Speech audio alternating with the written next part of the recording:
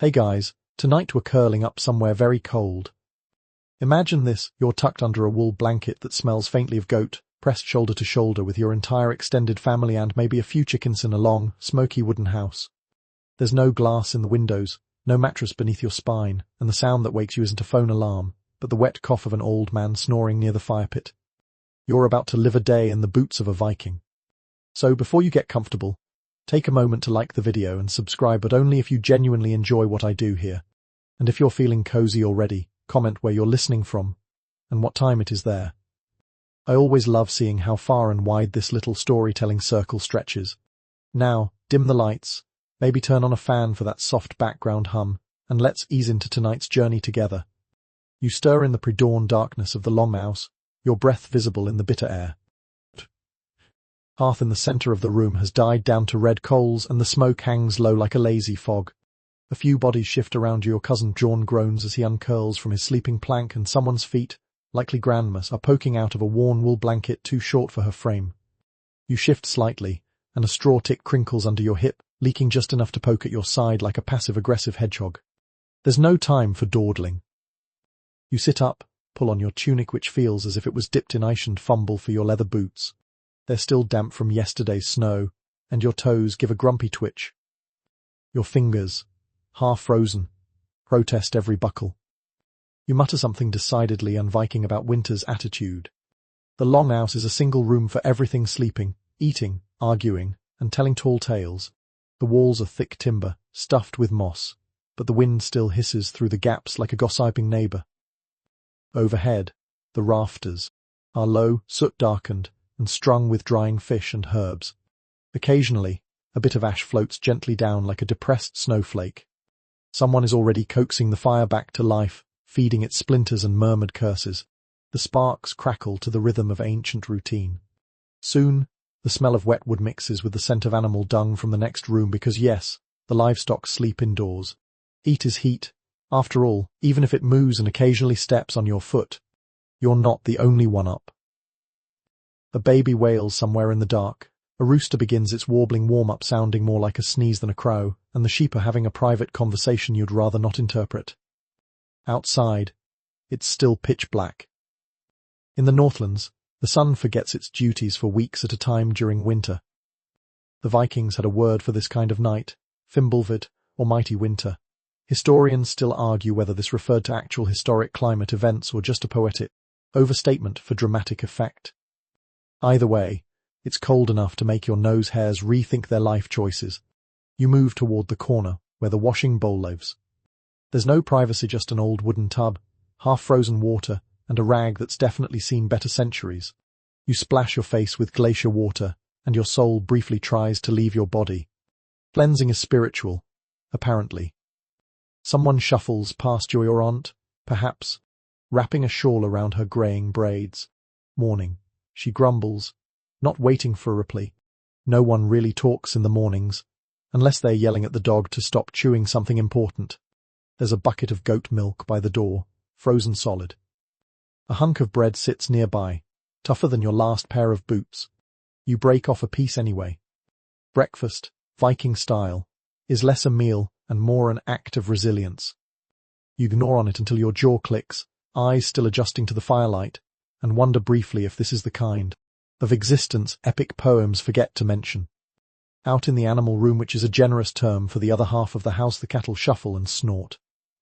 You help shovel some straw toward them, careful not to slip on the icy planks. The smell is ripe. You breathe through your mouth and keep moving. The day begins slowly, as most did for the Norse. No urgent calendar notifications, no meetings. Just a list of tasks dictated by weather, livestock, and the needs of your people. Maybe today, you'll mend a roof tile. Maybe you'll stitch another hole in your only pair of socks. Or maybe, just maybe, you'll be told to follow Uncle Thorvald to chop wood in a snowstorm while he explains yet again how real Vikings never needed mittens. Still, it's not all hardship. There's something oddly comforting in the shared ritual of survival. You know the rhythm of each person's footsteps, the creak of every floorboard. The air may be cold, but the space is full of life, warmth, and that strange blend of affection and sarcasm unique to Viking households. You plop back down by the hearth, watching the fire regain its strength. Someone hands you a half-warmed stone to tuck into your tunic, your reward for being awake before the sun. Your eyes drift upward, to the rafters, where someone once painted a faded spiral of red ochre. No one remembers who did it or why, but everyone agrees it keeps away bad spirits. And if it doesn't, well, at least it gives you something to look at while chewing on boot bread. Outside, the wind howls, but inside the longhouse, despite the cold, the ache, the smoke, and the smell, there is a kind of peace. This is the only world you've ever known, and in some strange, frostbitten way, it's home. You don't really chew your breakfast so much as endure it. The porridge today is oat-based, or barley, or possibly whatever was left in the storage bin and not yet claimed by the mice. You spoon it from a cracked wooden bowl, noticing how each scrape brings up more grit than grain. A few husks catch in your teeth if you still have them, that is. Across from you, old Gudrun smacks her gums with a kind of poetic stubbornness, savouring every bite with all 4 of her remaining molars. She is wrapped in a shawl made from the wool of her favourite sheep, which tragically met its end last autumn in a stew pot. "Ate better than I do," she mutters as she swirls her spoon. She is not wrong. The stew was memorable. You're perched on a bench that wobbles just enough to keep you alert, balancing your bowl carefully as the fire spits and hisses nearby. A soft draft whistles through the cracks in the door frame.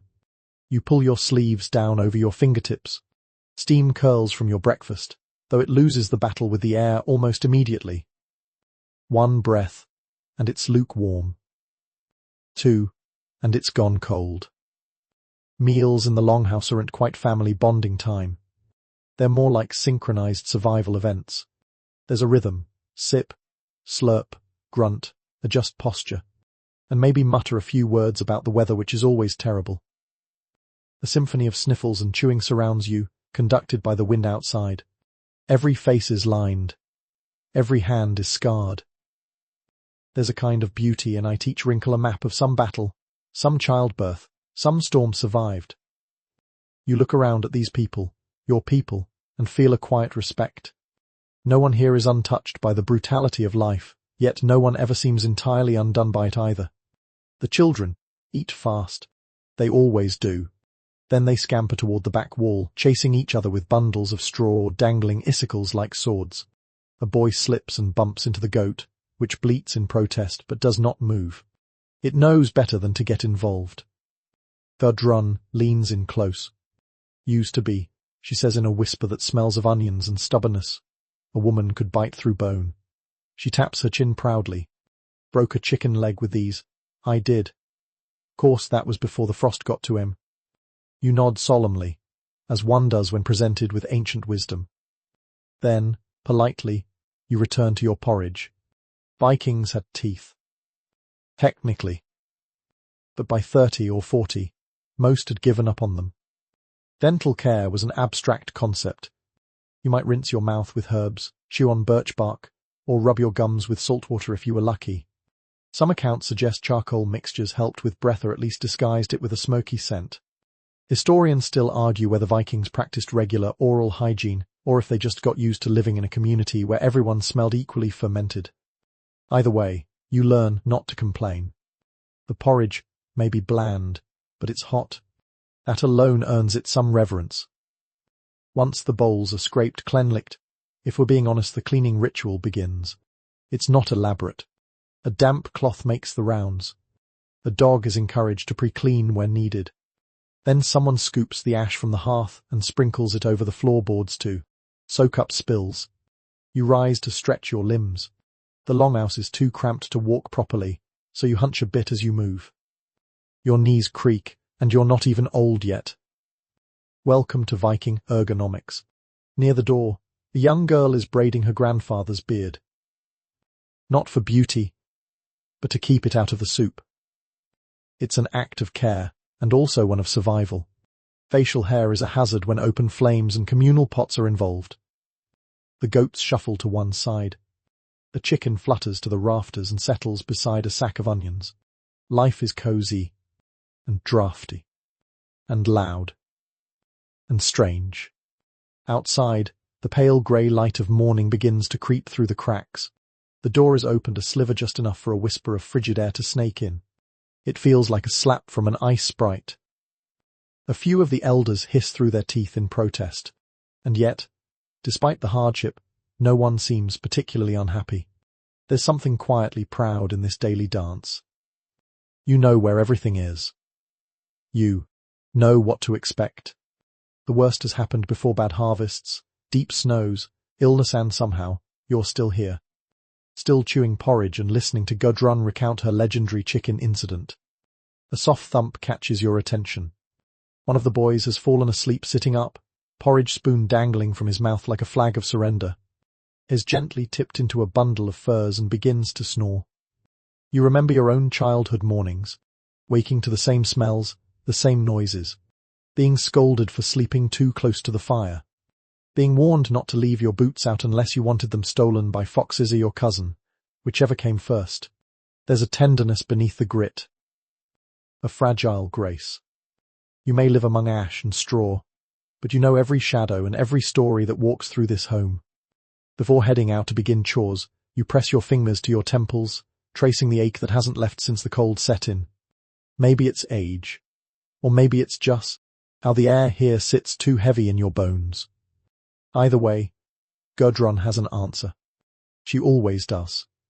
Steep some pine bark, she says, passing you a handful. And if that don't work, lay flat on the floor and pretend you're already dead. It helps. You blink at her. She grins. The fire spits again. The wind whistles once more. You tug your cloak tighter and prepare to face the day, one aching joint and one soft chuckle at a time. You step outside, and the cold greets you like an insult. It slaps your cheeks, seeps into your bones, and nips through the gaps in your wool like it's trying to find your soul. You wrap your cloak tighter, but the wind simply laughs and wiggles under the edges. The ground beneath your feet crunches hard-packed snow that's been walked on so many times it's smoother than your best cup. Your job this morning is simple in theory: split firewood. In practice, it's a one-person war. The woodpile has frozen into a monument. The logs are stubborn, fused together by ice, and a shared refusal to cooperate. You grab the axe heavy, blunt-edged, and just cold enough to make your fingers cry and get to work. One swing. Thouch. Another. Thouch. You miss slightly and bounce the blade off a knot the size of a goose's head. Your wrist hums in pain. Somewhere inside, someone is yelling about the goat stepping in the milk bucket again. A regular Tuesday. You pause to warm your hands under your arms. They're red, raw, and just beginning to go numb. Fingers flex slowly, like they're contemplating retirement. Meanwhile, the axe handle has a personal vendetta against your palms. Nearby, a shaggy dog watches you. Its tongue lolls lazily. Its fur matted with mud and mystery. This is Snorri, named after someone's uncle, and he has exactly two passions: licking open wounds and stealing socks. Is very committed to both. Snorri lopes over and gives your scraped knuckle a loving, bacteria-laden lick. You sigh. There's no stopping him. In Viking times, animals roamed as freely as gossip. Dogs, cats, pigs, even the occasional chicken were treated as both companions and vermin. Historians still argue whether Viking dogs were domesticated in any meaningful way, or if they were just fuzzy freeloaders with boundary issues. You swing again. This time, success. The log splits with a satisfying crack and falls apart like gossip at a funeral feast. The sound is glorious. You revel in it for a moment before remembering you have a dozen more to go. A familiar grunt sounds behind you. It's Thorvald, your uncle, your mentor, your part-time tormentor. His beard is crusted with frost, and his eyes sparkle with that special gleam reserved for men who think chores build character. Only 11 more, he says, tossing another log your way. You suppress a groan. Is already holding his axe like he plans to out-chop you. You accept the challenge with a resigned nod. The two of you get into a rhythm. Sharp. Terse. Shuffle. Repeat. It's strange how quickly your body adapts. The ache in your arms becomes background noise. The cold becomes a companion. Even Snorri's constant licking becomes, if not comforting, at least expected. You talk a little, as people do when their hands are too busy to gesture wildly. Thorvald tells you about the time he lost 2 fingers chopping wood while half asleep. You eye his gloves, noting the suspiciously intact finger count. He grins. I said that to scare your cousin. Worked. You swing harder, partly in revenge. As you work, you notice the others beginning their routines. A woman hauls a bucket of slush from the stream, her skirts hiked above muddy boots. 2 boys drag a sled loaded with fish that look just as miserable as you feel. A man with one eye and no patience is trying to fix a broken fence, swearing softly in rhythms that would impress a scold. Life here is not leisurely. Every task has weight. Every action, purpose. There is no later, only before the storm comes or before the light fades. Eventually your arms tremble, your back protests, and your breath comes in puffs you could knit a scarf from. Thorvald calls a break not out of kindness, but because his axe handle finally snapped. He mutters something Norse and unrepeatable. You retreat to the fire pit by the shed, where someone started a small blaze. You hover your hands over it, watching the steam rise from your sleeves. The smell of burning pine is oddly sweet. You sit on a flat rock and stretch your legs. Your knees creak in protest. Snorri flops beside you, his belly exposed, one eye open in case someone produces food. You glance down at your hands. The knuckles are scraped. The skin beneath your nails is blackened with soot and sap. There's a raw spot on your palm that promises a fine blister by morning. You flex your fingers and feel proud, in the tired, aching way of someone who's earned their soup. Chopping wood isn't glamorous. It won't be sung about in the mead halls. But it means warmth tonight. It means keeping the old ones from shivering through their dreams. It means giving the hearth a little extra glow. And if you're lucky, you'll only need 1 splinter removed this evening. You take a deep breath, watching it mist in front of you. The sky is still grey. The air smells like pine, ash, and goat. A gentle breeze nudges the smoke sideways, making you squint. Thorvald reappears with a new axe handle. Of course he does. Breaks over, he says, tossing you a chunk of bread that lands in your lap with a thud. It's hard enough to chip a tooth. You chew it anyway. You stand, groan, and ready your weapon. The pile still looms. 1 log at a time. 1 day at a time. This is how warmth is made, after all not by spells or dragon breath, but by cold fingers and stubborn people with axes. The term playtime doesn't mean quite the same thing here.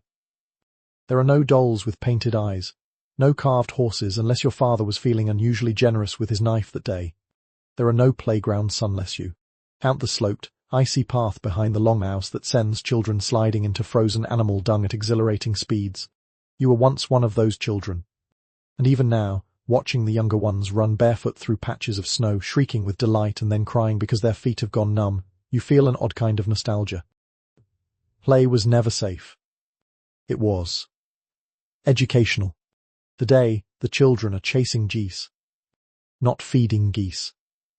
Not tending to them. Chasing them. Because someone left the gate open, and the honking, flapping madness has officially begun. You wince as a particularly aggressive gander launches itself at little Helda's legs. She lets out a scream that sounds vaguely like a battle cry and charges back with a stick, her braids flying, her expression filled with the kind of righteous fury only a 5-year-old Viking can muster. You sit nearby on a log, bandaging a blister from the morning's wood chopping. Snorri, the dog, watches the chase with one ear, hocked. He looks tempted to intervene, but probably fears the goose. The children tumble, slide, scramble. One is crying, another is laughing so hard he's hiccuping. Someone falls into a snowdrift and shouts, "I meant to do that." It's chaos, yes, but it's also training. Younger Viking children didn't play just for fun. They learned to move fast, to fall without injury, to aim a rock well, and to avoid a broomstick wielded by a frustrated adult. It was all preparation, stealth, speed, toughness. Historians still argue whether formal training began at a certain age or whether daily life was simply its own kind of brutal curriculum. Honestly, one look at Helda's goose-wielding war cry makes you think they never needed much structure. Let them run, someone says behind you. It's old Branger, sitting with her knees wrapped in a fox pelt shawl. The more they fall now, the less they bleed later. You nod. You're not entirely sure that's how it works, but Branger's seen more winters than most. She probably knows. Not all childhood games are wild chases, though. Some involve quiet skill. You spot a boy carving a small figure from driftwood. His fingers are red, but focused. Every few minutes, he glances over to where his father is repairing a fishing net, mimicking the hand positions like a secret code. Another child helps her mother stir a pot outside. She's clearly proud, even if she's just been given the responsibility of not letting it burn again. You watch as she leans too close, sniffs curiously, and recoils with a face that says a first may never recover from this smell. A proper Viking expression, if ever there was one. You smile softly. Despite the hardships, or maybe because of them, children here are not idle. They're part of everything. They stir soup, fetch water, feed animals, haul straw. There's no waiting for adulthood. It sneaks up on you somewhere between milking a goat and sharpening a knife. Your own memories surface. The time you fell through the ice and had to dry your clothes by standing near the fire all day in front of 20 amused relatives. The time you caught a fish with your bare hands and were briefly declared the luckiest child in the village. The time you slipped, face first, into a midden heap and couldn't look anyone in the eye for 2 days. There was always someone to laugh. Always someone to scold. Always someone to teach you how to patch your pride with stitches and soup. A shout snaps your attention back to the present. Ilda has successfully herded the G's back inside the fence. She stands at the gate, arms raised in triumph, goose feathers stuck to her sleeves, mud in her hair, and one boot missing. Victory. She cries, then promptly sneezes so hard she falls over. You rise and walk over, helping her to her feet. Her hands are cold, her face flushed, but she's grinning so hard her teeth chatter. You find her boot half buried in slush and tug it out with the satisfaction of a war hero retrieving a banner. She takes it, gives you a nod of thanks, then runs off again, already planning her next campaign. You turn back toward the longhouse, watching the others. The village feels alive. Every corner holds a story. A boy learning to throw an axe at a rotten tree stump, a girl carefully tying knots in twine as her mother instructs her in hushed tones, a toddler chewing on something that's probably not food and being promptly scooped up by a vigilant older sibling. It's noisy, messy, a bit dangerous, but somehow beautifully complete. No one's watching a clock. No one's being told they're too young. Childhood here is woven into the fabric of village life. It's threadbare and wild and full of bruises but also laughter and pride. And occasionally, goose feathers. You walk back to the log and sit again, brushing snow from your cloak. Your blister throbs. Your knees ache. You're fairly certain you'll be asked to help fetch water soon. But for now, you watch Hilda march past with a stick like a scepter, declaring herself Queen of Geese. And no one disagrees. It's bath day. You'd think this would be exciting. A little warmth, a little privacy, a bit of that herbal steam everyone keeps talking about. Maybe a chance to scrub away a week's worth of soot, sweat, and suspicious goat odors. But no, Viking bath day is not the spa day of your dreams. It's more like sitting inside a wooden stew pot with your neighbors and hoping you're not the one who brings up politics. You approach the bathhouse's squat, timber structure half sunk into the earth, with steam curling from its slatted roof. The snow has melted around the entrance, forming a sloppy brown puddle you delicately avoid with the toes of your boots. The door creaks as you open it, releasing a gust of sour sweet heat that smells like juniper, sweat, and something you hope is herbs. Inside, it's dim. The only light comes from gaps in the timber walls and a few flickering rush torches jammed into holders. Shapes move through. The mist vague, hunched outlines.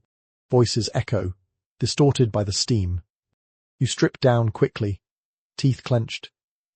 Modesty isn't really a thing here. Vikings aren't shy. The bathhouse is communal, regardless of age or social standing. Everyone's in here together, warriors, grandmothers, children, the shaman with the bone necklace and the unnerving laugh. You just get used to it. You lower yourself onto the wooden bench near the central fire pit, which glows faintly under a pile of hot stones. Someone splashes water onto them with a hiss and a roar of steam. Your pores open. Your lungs close. You're sweating already. Which is the point. Vikings were actually cleaner than most medieval folk. Weekly bathing was the norm, often on Saturdays. Combs, tweezers, even ear scoops have been found in abundance at archaeological sites. They took grooming seriously. And yet, you can't shake the feeling that you're marinating in a broth of shared grime. You dip a ladle into a bucket of warm water and splash it over your shoulders. It feels heavenly for about 3 seconds. Then it trickles down your back and starts an itch somewhere you can't reach. A woman nearby is scrubbing her elbows with a rough cloth and humming a tuneless melody. She nods to you. Don't sit too close to the stones, she advises. Last week, Holder singed his beard. You nod back, unsure whether to laugh or sympathize. Possibly both. In the corner, a boy tries to sneak more steam by dumping a whole ladle of water on the rocks. Is rewarded with a chorus of groans and one dramatic scream. The fog thickens and someone mutters, "Can't see my own knees anymore," like it's the beginning of a folk tale. You lean back, let your muscles soften. The heat seeps into your joints, loosens your spine. It's uncomfortable, yes, but it's also the only time all week your body isn't actively stiffening into a decorative posture. Still, this place has its downsides. Lice, for one. No matter how many herbs you rub into your scalp, they always seem to come back. And fleas. And the occasional awkward run-in with someone who insists on sharing a dream they had about a fish with human teeth. Means the gods are restless. They whisper, "We should burn something." You smile politely and pretend to faint from heat. A few minutes later, someone throws open the door for air, and a rush of icy wind slices through the steam like a knife. Everyone hisses. One elderly man screams theatrically. The shaman laughs. Then, the door closes, and the heat slowly builds again. Someone burps. Someone else mutters a blessing. You reach for the bucket of soap mixture-ish, lye and fat. It's gritty, grey, and smells like burnt herbs, but it works. You scrub your arms, your neck, your face. You manage to forget, for a moment, that your feet are probably soaking in water containing 3 other people's memories. You spot a spire in the rafters. You nod at it. It nods back. Some folks think the gods watch us from those little corners, says a voice beside you. You glance over. It's Ragnar, the beekeeper, scrubbing her calloused feet. If they do, I hope they're impressed. Or at least amused. You smile. They're probably just confused. She laughs, a soft, wet-sounding chuckle. Aren't we all? Time passes strangely in the bathhouse. You lose track of minutes. Conversations float past in foggy bubbles. Someone starts a story about a fox stealing a comb. Someone else insists it was a spirit in disguise. Someone snores, upright. Eventually, you rise. Enough sweating. Enough scrubbing. You feel lightheaded and oddly relaxed, like your bones have taken a nap without you. You dress in layers that now feel blessedly clean, even if they're patched in 17 places. Your skin tingles. Your hair drips. Your feet are temporarily flea-free. As you step outside, the cold air slaps you again, but this time, you welcome it. It's sharp. Yes, but you're steaming. Alive. Just clean enough to forget what lurks in the seams of your tunic. Snorri is waiting by the door, tail thumping against a snowdrift. He smells you cautiously, then sneezes. You take that as a compliment. You walk back to the longhouse, refreshed and itchy in new places. The smell of stew wafts through the air, and someone's laughter crackles like dry pine. The bathhouse may not be perfect, but in a world where warmth is rare and comfort even rarer, it's enough. At least until the lice come back. You're not sure what gives it away, the sheep, the smirk, or the mug of Allah, but it becomes very clear that someone is getting married today. The longhouse feels busier. There's a hum in the air, a clattering of things being found and forgotten and found again. Someone's tugging dried herbs from the rafters. Someone else is attempting to sweep with a broom made entirely of regrets. You dodge a child holding a too-sharp knife and a loaf of stale bread like both are gifts. You take a seat near the hearth just in time to overhear the details. "She's marrying Olaf," says Brinja, pouring herself something strong. "Which Olaf?" someone else asks. "One-eyed or red-toothed?" "The younger one," Brinja replies. "Still has both eyes. Not many teeth, though." "Good lad," someone mutters. "Quiet, strong, almost never falls into fires. That, it seems, is enough." Viking marriages weren't built on love.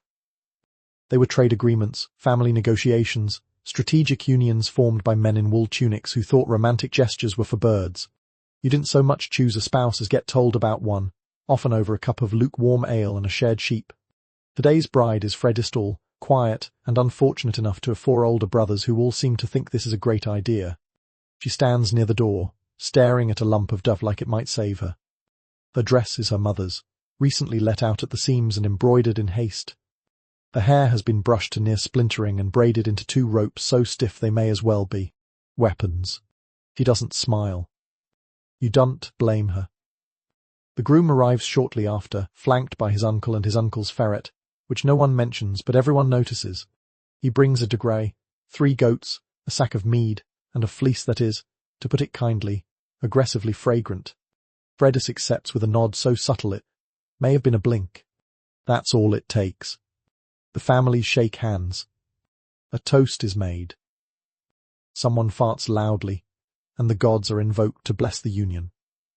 You're reminded that in Viking culture, marriage was less about feelings and more about function. Partnerships meant shared labor, more children, and a stronger farmstead. If affection developed, it was a nice surprise. If not, well, at least there was wool.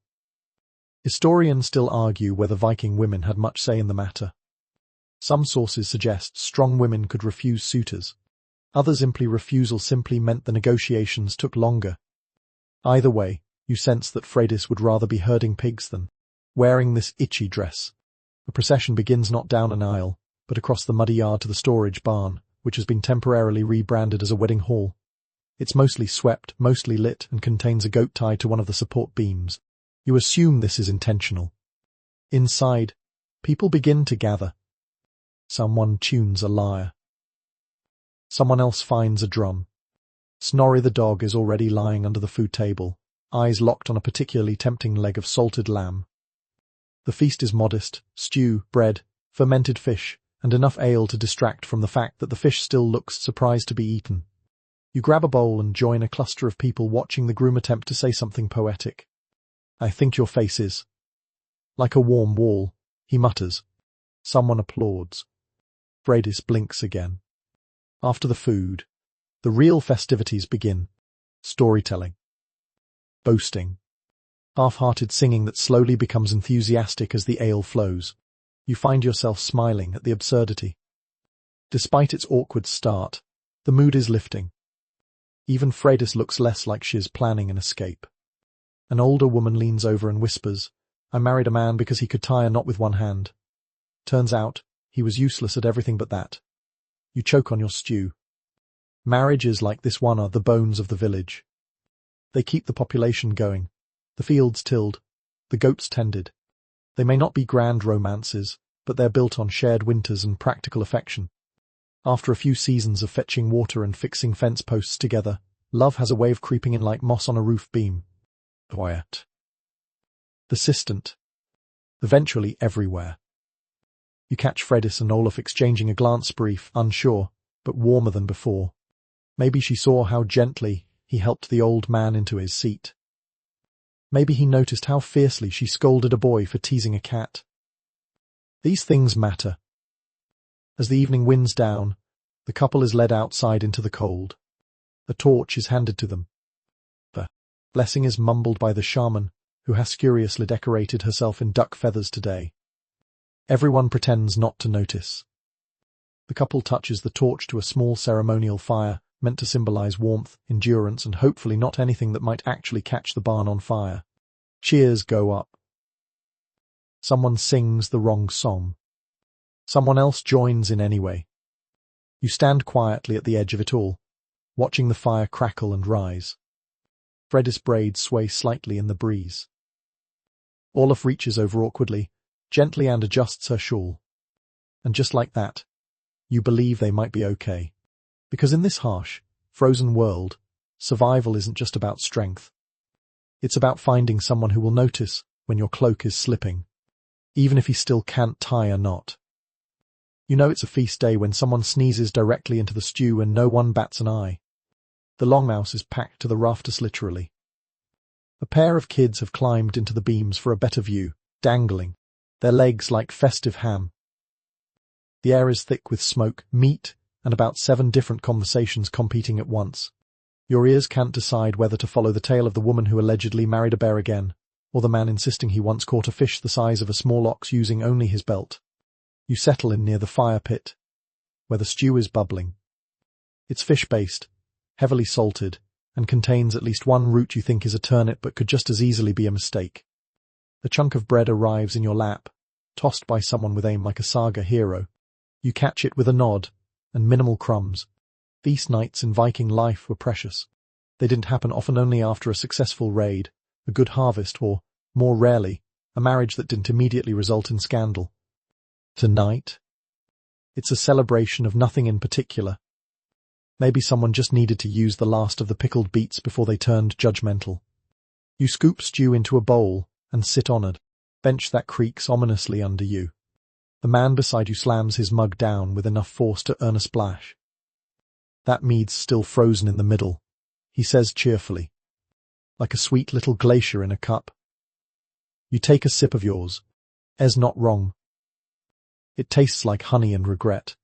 Mead is a staple at feasts, even when half of it has turned to slush. Beer is also served, sometimes thick enough to chew. If you're very lucky, someone opens a bottle of something stronger, usually clear, definitely flammable, and stored behind a chicken coop for reasons no one will explain. Across the hall, a man begins to sing. His voice is deep, warbly, and completely off-key. Everyone joins in. No one's here to impress the gods with pitch. You take another bite of stew. It's warmer now. Either it's settling, or your tongue has gone numb. You spot something floating that could be a bone, or a fingernail, or a very confident mushroom. You eat it anyway. That's feast logic. Feasts weren't just for nourishment, they were glue for the community. You gossiped, you flirted, you challenged someone to a wrestling match or exchanged riddles in the corner over stale bread. Children darted between legs. Elders offered unsolicited advice. Dogs circled like low clouds. Try the dried fish, someone urges, handing you a slab. It's thin, hard, and smells like a mermaid's sock. You ignore a corner and make the universal face of not terrible, not great. Snorri sits beside you, eyes locked on your bowl. He wags his tail in slow motion, as if casting a charm. You want like this, you whisper. He licks your boot. You give him a chunk anyway. It disappears with a crunch. The music changes. Someone has brought out the langspiller, stringed instrument that sounds like a singing saw. A woman begins a ballad in the old tongue, and the noise softens. The song tells of a warrior who crossed frozen seas for love, only to find his beloved married to a goose herder. It's oddly moving. You lean back, feeling the warmth of fire and food soak into your limbs. For a moment, the aches of the day recede. Even the smellical parts, meat, sweat, and smouldering straw, feels almost pleasant now. Remember the time the roof caught fire mid-feast? Someone says nearby. Which time? Another voice replies.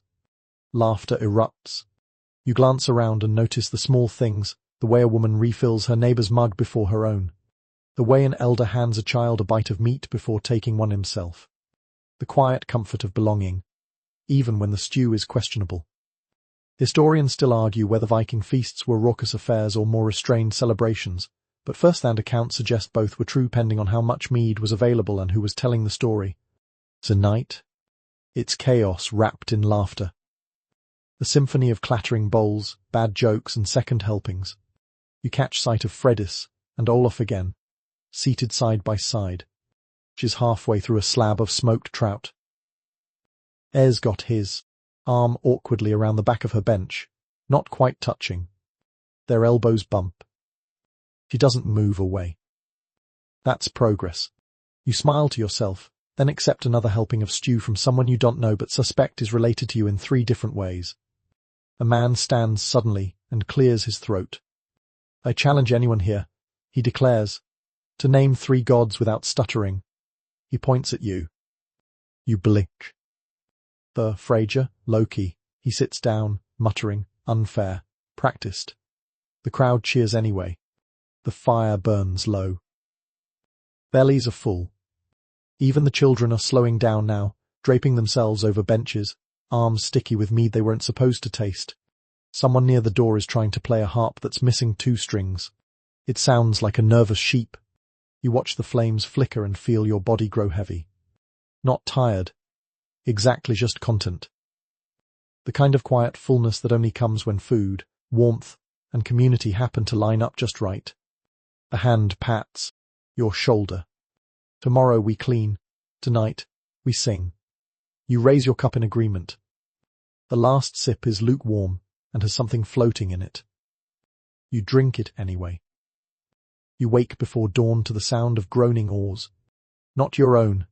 Yeah, but soon enough. It's a raiding day. Or at least a helping with the raiders' day. Not everyone gets the glory of leaping from a longship with sword raised and hair billowing like an angry sea god. Some people like you get handed a shovel and a list of items to borrow from recently visited settlements. You pull on your thickest tunic, a hand-me-down once worn by 3 cousins and a sheep, judging by the smell. Outside, the sky is a watercolor smear of grey and deeper grey. Snow crunches beneath your boots as you trudge toward the boats. The longships wait by the frozen river, sleek and silent. Their dragon heads jut proudly forward, carved to intimidate both enemies and seagulls. Around them swarm people, checking rope, loading provisions, whispering, blessings to the oars. You join a group that's not exactly the elite warrior circle.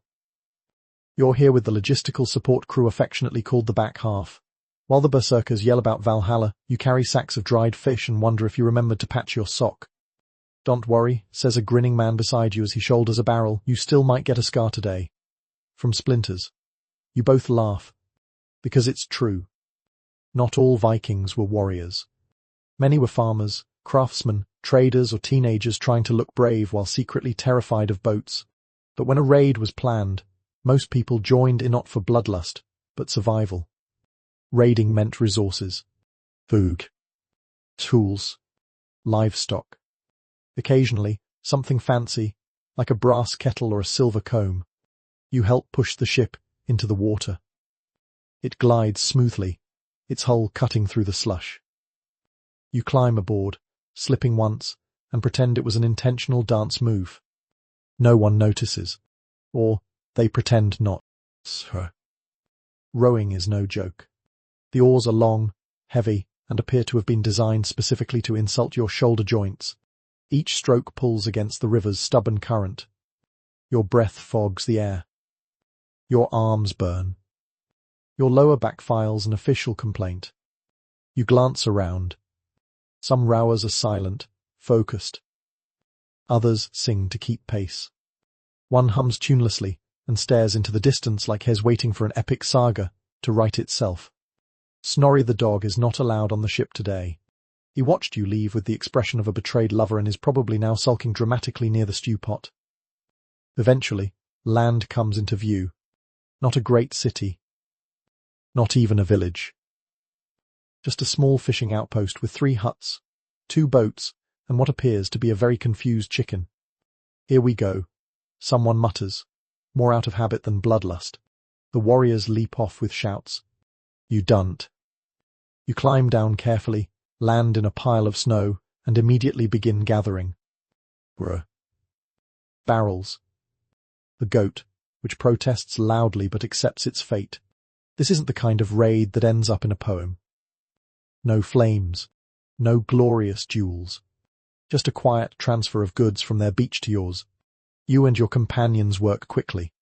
The place seems empty, though one old man glares at you from a doorway. You nod apologetically and leave him 2 turnips in exchange for his fishing net. It feels polite. Historians still argue whether Viking raids were uniformly violent or often more tactical, transactional and half negotiated. Reality probably sits somewhere in between. Not every raid was a massacre. Some were just mobile grocery trips with poor consent. Once loaded, you return to the ship. The goat tries to escape. You grab its rope and glare. It glares back. You're evenly matched. The row back is heavier literally. The boat sits lower in the water, weighed down with supplies and stories already being exaggerated. Did you see the wolf? Someone says. Huge. Came right up there. You nod. You saw a cat. Still, there's camaraderie here. A shared exhaustion. A sense of having done something useful, even if your job was mostly goat wrangling. You'll get a share of the goods. A slice of the fish. Maybe even a turn wearing the red scarf someone liberated from a clothes line. By the time the longship is pulled ashore, your hands are blistered, your legs are jelly, and your stomach is singing an opera of hunger. You unload with slow care, passing crates to the shorefolk who meet you with wide eyes and cold hands. Snorri reappears, tail wagging wildly. He sniffs your boots, the goat, your tunic. Then sneezes and tries to lick the fish barrel. Earned your stew, someone says, clapping you on the back. You nod, too tired to speak. Not all warriors wear cloaks of bearskin. Some wear cloaks of damp wool, stained with goat slobber, and they too deserve soup. You trudge back toward the longhouse, arms full, heart full, body empty. Tonight, there will be firelight, and stories, and someone insisting they took down a bear with a soup ladle. You'll let them have it. You know the truth. You were there. And you got the goat. You really want to believe in the shaman. You do. Honestly. She's kind, she smells like burnt sage and damp moss, and she once cured a child's fever by whispering into a bowl of barley. People said it worked. Others said the fever just ran its course. Either way, she got a new cloak out of it. Today, though you're not so sure. You've had a cough. A small one. It started after you fell asleep too close to the longhouse door last week and woke up with your feet inside and your nose outside. Now it's tickling your chest like a squirrel made of thistles, and Gudrun keeps shoving boiled nettle leaves at you while muttering, "It'll settle in your lungs and then you'll never be warm again." So naturally, the shaman has been summoned. Her name is Asa. No one knows how old she is.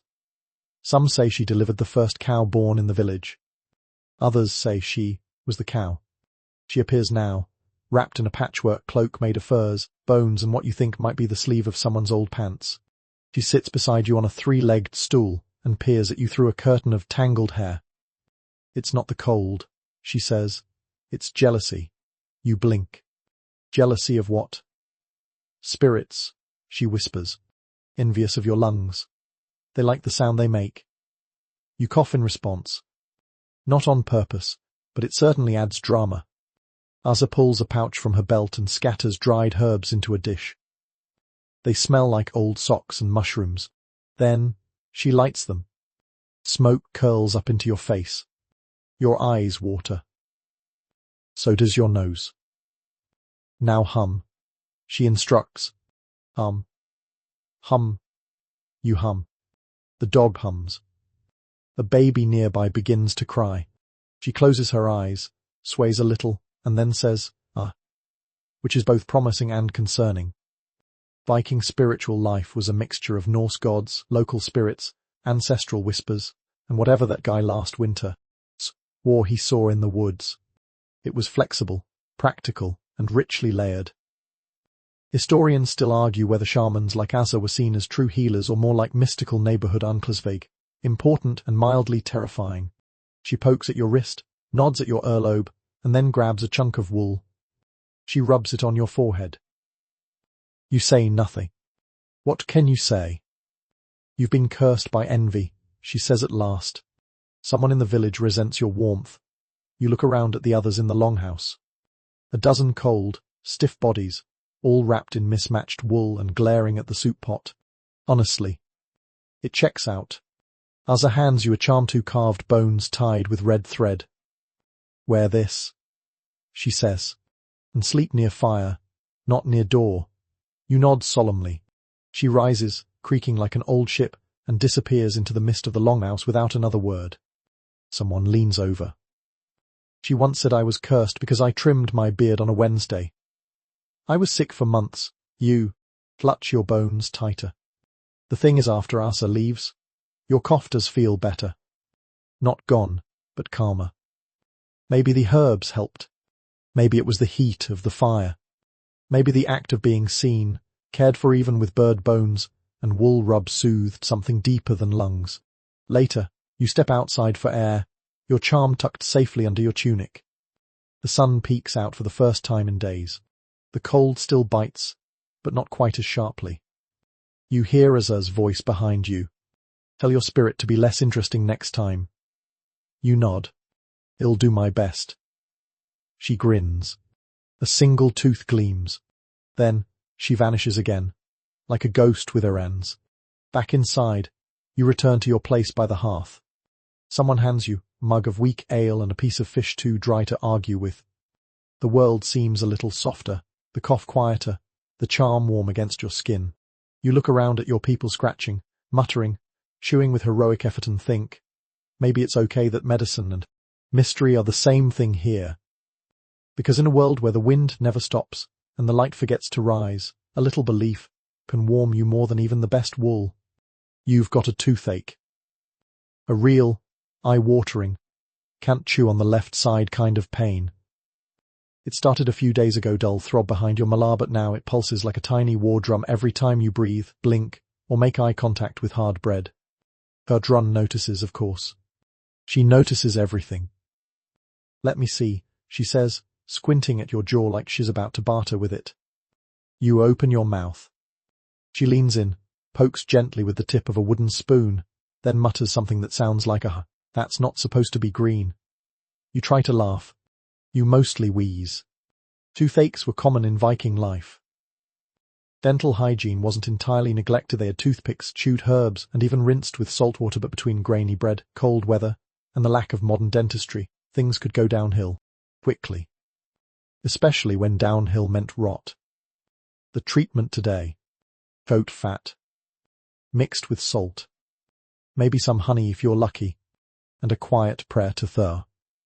You brace yourself. Gudrun places the mixture in a bit of linen and presses it gently against your jaw. The salt bites. The fat is room temperature.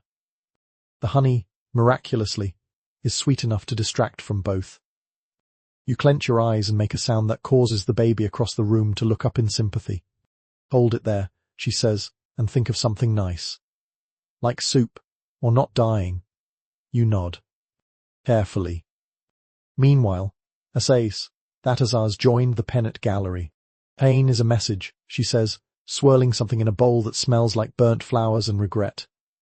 It says, you are still here. Gudrun rolls her eyes. It says the tooth is bad. We might pull it later. You stop nodding. Tooth removal in Viking times was rare, but not unheard of. Some tools existed, and brave-eared desperate souls would let a steady hand do this work. But most of the time, you simply endured. Packed it with herbs. Prayed. Complained quietly into a fur blanket. Bite this if you must, says Gudrun, handing you a stick. You eye the stick. You eye your tooth. You eye the sky, just in case any gods are watching. Instead, you choose distraction. You step outside into the cold. The air is so crisp it feels like it's flossing your sinuses. Snow crunches underfoot. The long house behind you hums with soft voices and firelight. Snorri trots up, sniffs your hand, and licks your wrist sympathetically. He then immediately begins digging in the snow for something only he understands. You sit on a log, pressing the warm cloth to your jaw, and try to focus on anything but the throbbing. The sky is a flat white. A crow caws from a bare branch. Somewhere, someone is chopping wood again, always chopping wood.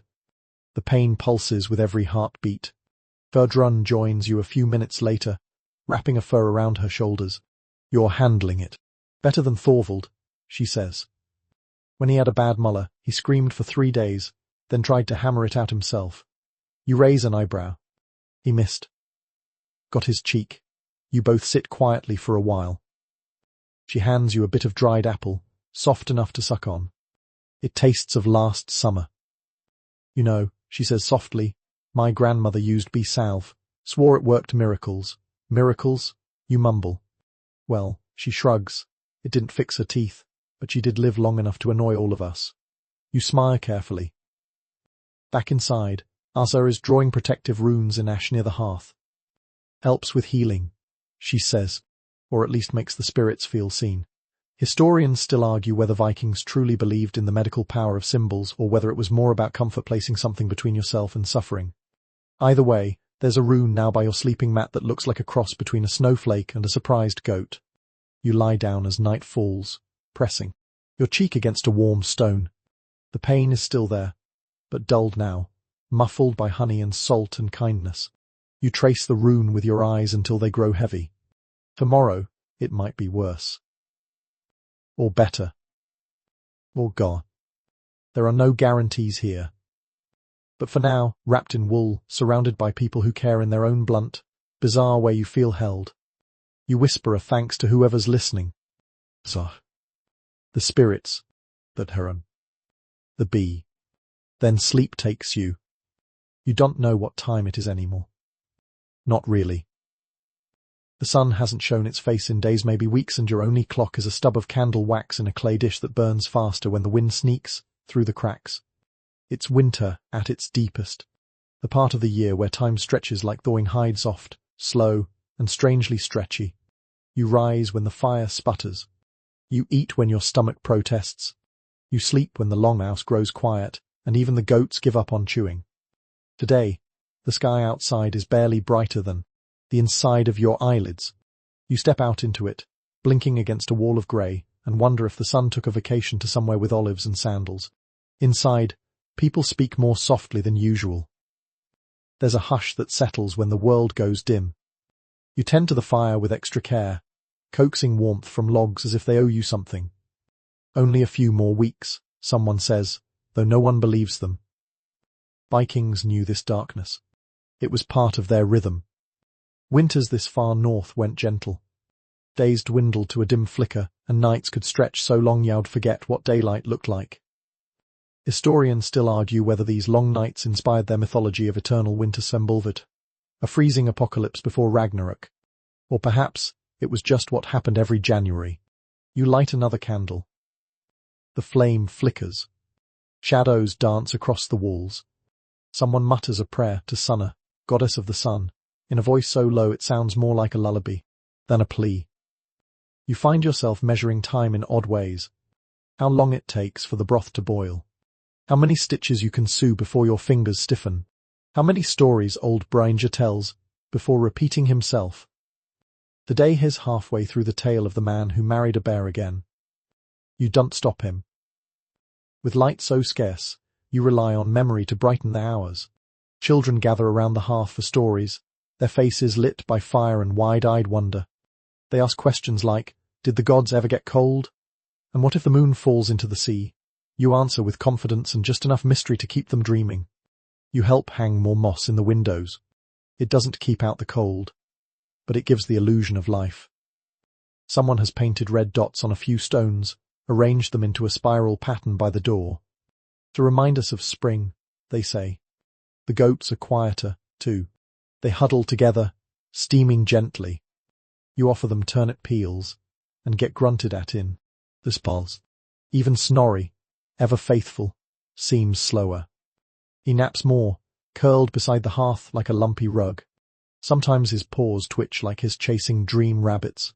Food is plainer now. Dried fish, sour bread, cold broth with bits of rutabaga pretending to be meat. You eat with gratitude anyway. The belly can't afford to be picky when the fields are buried and the stores are being counted in handfuls. After your meal, you step back outside. Everything is still. The snow has smoothed the world into silence. The trees stand like frozen watchers, their branches bare, their breath held. You think about how the world waits for the sun, like a sleeping creature listening for footsteps in the dark. Back inside, the air is thick with the scent of smoke, sweat, wool, and stew. It's not a bad smell. Exactly. It just smells like people living close together. Like family. Like survival. You curl up on your sleeping mat and tuck your hands close to your chest. Above you, the rafters creak gently. Someone hums a wordless tune. Another stirs in their sleep. You trace a shape in the soot-streaked ceiling, maybe a star, maybe just wishful thinking. Then, a whisper. A child's voice in the dark. Will it ever be light again? You answer softly, without hesitation. Yes, it always comes back. And in that moment, you believe it. Because even in the longest night, there is warmth. There are stories. There is the gentle sound of someone breathing beside you. And that, you think, is its own kind of light. It starts with a fish. Or rather, the right to fish. Or maybe a net. Or a shoreline. No one quite agrees anymore. But what began as a quiet mutter by the riverbank has now become a full-blown feud that has every grandmother in the village conveniently doing laundry near the commotion. You find yourself standing near the center of it, trying not to look involved, while still craning your neck like everyone else. Two men, cousins, both with beards that could shelter a sparrow, are toe-to-toe near the boat racks. The snow crunches beneath their feet as they argue, arms waving, voices raised. Their names are Hrold and Egil, and you're fairly certain they used to share a cheese wheel every spring. Nah. They're red in the face, puffing like furnace bellows, and you can feel the tension from 3 goats away. They say Egil set his net past the marker stone. Someone murmurs. Hrold says his grandfather moved the stone. Says someone else. Another voice chimes in, that stone hasn't moved in 50 winters. A fourth, actually, I tripped on it last spring. Definitely different. You sigh. Viking justice is swift, public, and often confusing. There's no court, no paperwork. Disputes are settled at the Thingth assembly of freemen who debate, decide, and occasionally shout until someone gives up out of boredom or exhaustion. But in small villages like yours, there's a simpler method. Everyone gathers, says their piece, and hopes no one throws a goat. Today, the longhouse transforms into a courtroom. Benches are dragged forward. Torches are lit. Even Azza the shaman shows up, wearing a wreath of frozen berries that she claims are for clarity. Someone tries to lick one. Regrets it immediately. Hrold stands and declares, loudly, that the riverbank has always belonged to his line and that Egil wouldn't know a boundary if it bit his butt. Gasps all around. Egil retorts that Hrold's memory is as thin as his soup, and that you don't get land rights just by being loud. A child giggles. Is promptly hushed. You shift uncomfortably, pressed between Gudrun and a man with a very wet beard. Gudrun is muttering spells under her breath, not for magic, just to keep herself from commenting. She once punched a man for calling her soup bland. You trust her judgment. Then, a voice rises from the corner. It's Bringer, the elder with more opinions than teeth. I say, he croaks, we settle it like we used to the log. Everyone freezes. The lodge? Remember the log. It's a long, narrow, frost-slicked beam that stretches over the coldest part of the stream. 2 people balance on it. They push, pull, shove, and yell until one falls in. Whoever stays, dry wins. Viking justice. Cold, wet, and completely devoid of paperwork. Moments later, the village gathers at the log. Egil climbs on first barefoot, already grumbling. Hrold follows, adjusting his tunic with exaggerated dignity. They stand, sway, squint. A crowd forms. Wagers are whispered. Someone roasts a fish nearby, because why not? You watch as Egil lunges first, arms windmilling. Hrold dodges, slaps back. There's a chorus of gasps, a few laughs, and Thena slip. Egil wobbles, arms flail. Splash. Victory, Hrold. Sort of. Because instead of cheering, Hrold immediately leaps in after him, slipping as he tries to gloat and lands in the stream face first. Now both cousins are soaked, sputtering, and laughing harder than anyone else. Dispute settled. That's how it goes. Fight burns hot, then fades like morning frost. The village disperses, satisfied. Someone hands both men towels. Someone else makes a joke about moving the marker stone just to see what happens next week. You trail behind Gudrun as she grumbles about wet men dripping on her floor. But there's a warmth in the air now. Laughter, not tension. Jokes, not accusations. Justice has been served, possibly chilled, slightly bruised, but fair. Historians still argue whether these methods were effective or simply theatrical. But to you, the outcome matters less than the ritual itself. People saw each other, spoke their truths, fell into a river. You return to the longhouse with cheeks flushed from cold and community. As you dry your hands near the hearth, Hrold passes you with a nod. Egil follows, shaking out his boots like they betrayed him. They're arguing again, this time about stew seasoning. You smile. That, at least, feels safe. There's a different kind of silence at a Viking funeral. Not solemn, like a churchyard. It's not choked with weeping. It's heavy in the bones, like the air before a storm, an ancient quiet that even the goats respect. You stand near the shore, your boots deep in frost, watching smoke curl into a sky the colour of old pewter. Gerda has died. She was not a warrior. She did not raid, fight, or boast about how many enemies she'd sent to Valhalla. But she made the best onion and barley stew this side of the fjord, and once scared off a bear with nothing but a frying pan and a foul mood. Which, frankly, deserves its own saga. The sons have prepared her boat. It's a small one, lashed together from spruce and patched with leather. Inside, she lies wrapped in wool and rabbit furs, hands folded, eyes closed as if mid-recipe. Around her are offerings, a wooden spoon, her favourite comb, a small pouch of salt, and one of her better pans because even the gods should fear being underseasoned. The villagers gather slowly. No one rushes. There is no sermon, no scroll, no list of achievements read aloud.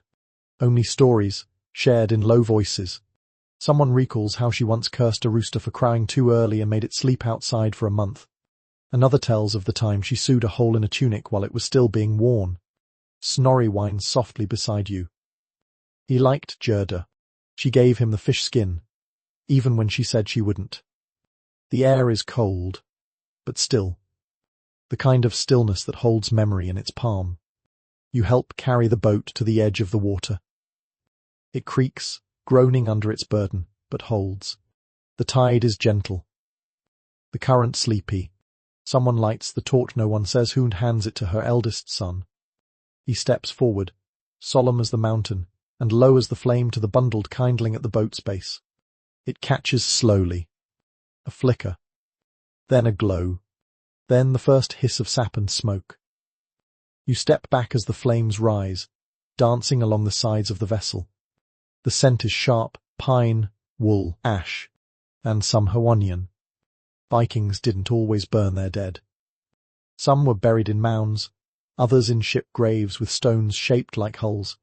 But for someone like Gerda loved, stubborn, legendary in her own kitchen, a fire seems fitting. Let the gods smell the stew and know who's coming. The boat drifts, slowly, flame licking upward as the water laps gently against it. You watch as the shape begins to blur, then fade, swallowed by smoke and distance. No one cries loudly. No one wails. Instead, a woman hums softly. A lullaby. The kind Gerda used to sing when stitching or stirring. Others join in, voices rough but steady, carrying the tune like it's the only thing keeping the cold from closing in.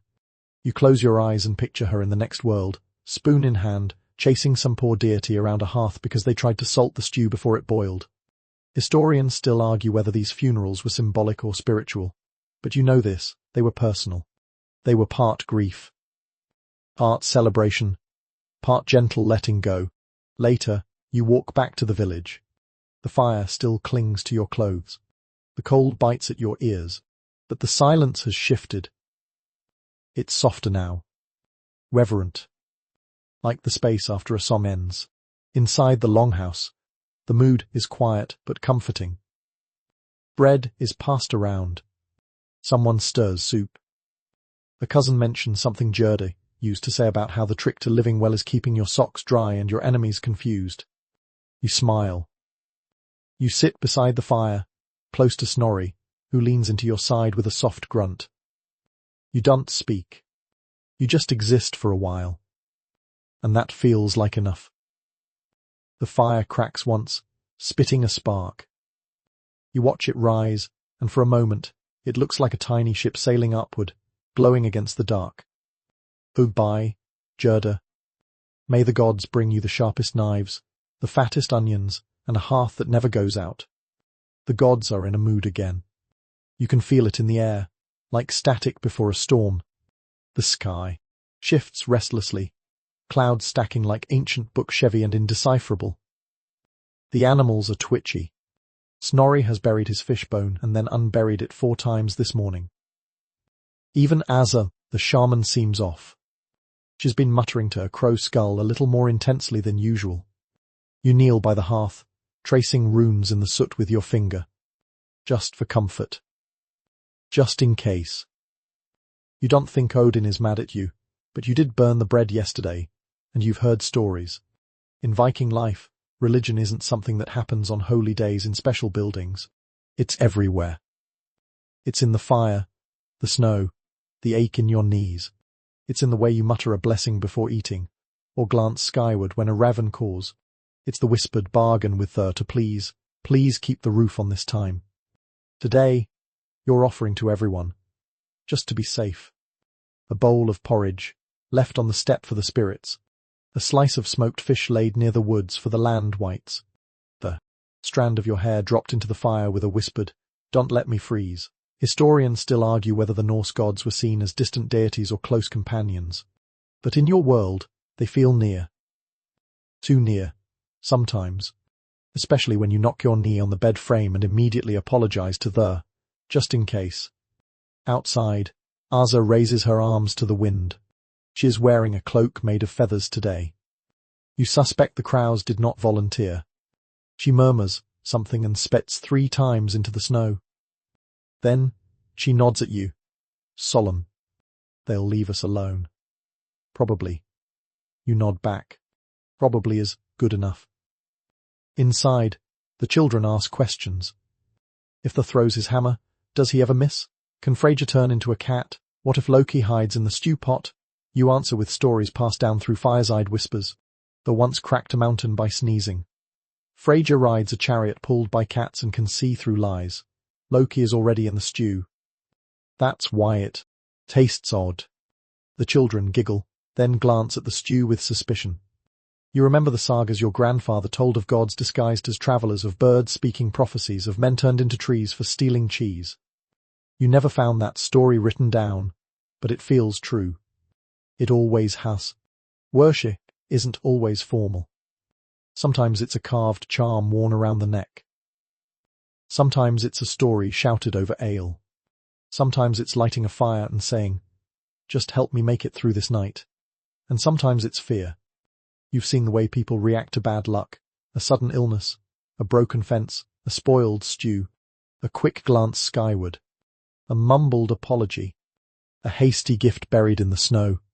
The gods give, but they also test. As the sky darkens early once more, you add extra wood to the fire. Snorri settles beside you, thumping his tail. You sit quietly and think of the gods, not the shining versions in sagas, but the ones that watch through frost-laced windows, the ones who hear when you curse your luck, the ones who might nudge your elbow just enough to make you drop the last good piece of bread. Still, there's comfort in it. In believing that someone is listening, even if they're occasionally annoyed with you. You wrap your cloak tighter, tuck your feet under your blanket, and whisper thanks, not because you must, but because it feels right. Someone starts singing a song near the back of the longhouse. It's an old one, about the world tree and the 9 realms. You hum along softly, the melody wrapping around you like fur. Outside, the wind howls. Inside, the fire crackles, and you feel watched. Not in a frightening way. In the way that means you are not alone. The gods are moody. But maybe just maybe, they're merciful too. You say goodnight to them all, just in case. It's strange, isn't it? After everything frostbite mornings, the goat-licked wounds, the stew that defies description, you still call this place home. You sit on a log near the edge of the woods, wrapped in a cloak that smells of smoke and sheep, watching the sky shift into night.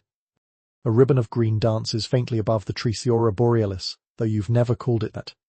To you, it's the glow of Bifrost, the bridge between the worlds, a soft swirl of colour that reminds you there's more out there than snow and sore joints.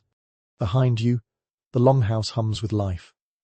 Someone's singing about a fox that stole a sock. Someone else is clapping off beat. The child is laughing, the kind of laugh that comes from being full, warm, and mildly sticky. Your fingers are sore. Your legs ache. You think you pull something hauling that barrel earlier. And yet, here you are. Breathing, blinking, watching stars blink back at you through the veil of sky. It's easy to forget how brutal it all is. How often you've wondered if your toes might mutiny, or if your back will finally give out during firewood duty. How sometimes your stomach growls louder than the dog. Or how your neighbours argue over fish like the gods themselves placed it there on purpose to cause trouble. But there are quiet things, too. Beautiful things, like the way steam curls from your mug of broth. Or how a new pair of mittens roughly woven, uneven, but warm can feel like a love letter. Or when the baby falls asleep in your lap and drools on your sleeve, and it feels more like a blessing than a mess. Today, after a long day mending the fence, and watching as a bark at a raven because she's sure it was winking at her, someone handed you a bowl of soup. Not special soup. Just the usual peasant mix. A root or two, bits of fish, onion peel if you're lucky. But it was hot. It was handed to you with both hands, and in that moment, it felt like wealth. Historians still argue whether the Vikings were truly as brutal as their legends suggest, or if they were just people trying to stay warm, keep livestock alive, and not get eaten by surprise bears. You suspect the truth lay somewhere in between the sagas and the stew pot. Because yes, it's harsh. Sometimes absurdly so. But there's a kind of richness here that no silver coin could match. A pride in surviving. In seeing another sunrise. In fixing the roof with frozen fingers and laughing about it later over sour ale. You remember when Hilda caught that goose with her bare hands, or when Thorvald sang that love song to a goat by mistake, or when someone dared to bathe in the stream in early spring and emerged making noises no human throat should replicate. These are the stories you keep. Not just because they're funny, but because they stitch your life together with threads of absurdity and affection. The firelight flickers in the distance. You hear someone chopping wood again. Always. Probably until the end of time. You rise slowly, joints popping like twigs underfoot. Snorri appears beside you, tail swaying, tongue lolling. You scratch behind his ear. He leans into you, all warmth and smell and unconditional loyalty. Together, you walk back toward the longhouse. As you reach the door, someone opens it from inside. The warmth spills out not just heat, but voices, stories, the aroma of someone almost burning the bread. You step inside, and there it is, chaos, coziness, and cabbage. You smile. Because for all the brutality of cold, of hunger, of the endless chopping, there is also this. You belong. And now, as the longhouse dims and the voices hush to soft murmurs, your body settles. The fire crackles low, its glow licking the wooden beams in gentle waves. Outside, snow falls not in a storm, but in a hush. A quiet, steady whisper from the sky, blanketing the earth in soft forgetfulness. The cold can't touch you here. Not now, not with wool around your shoulders and stories around your heart. You ease yourself back onto the sleeping mat, worn smooth by nights like these. Around you, the air is thick with breath, warmth, and the scent of stew and smoke, cozy, lived in, full. You hear the sigh of someone slipping into dreams, the rustle of straw beneath a turning shoulder, and the quiet nudge of Snorri curling at your feet. Above, on the rafters, the old charm swings gently in the rising heat. You don't need it to believe you're protected, but it helps. Little things always do. You think about tomorrow. About carrying wood, laughing at the wrong moment, losing your mitten, and finding it frozen to a fence post, and you smile. Because even the hard parts are stitched with comfort, with the steady rhythm of people who endure together. The gods are quiet tonight. The wind sleeps. The world, for just a moment, feels like a cup held in careful hands. So rest now. Let the flicker of the fire lull you. Let the snow hush your thoughts. Let your breath soften, slow, and melt into the night. And if the cold dreams of creeping in again, well, you'll have soup in the morning.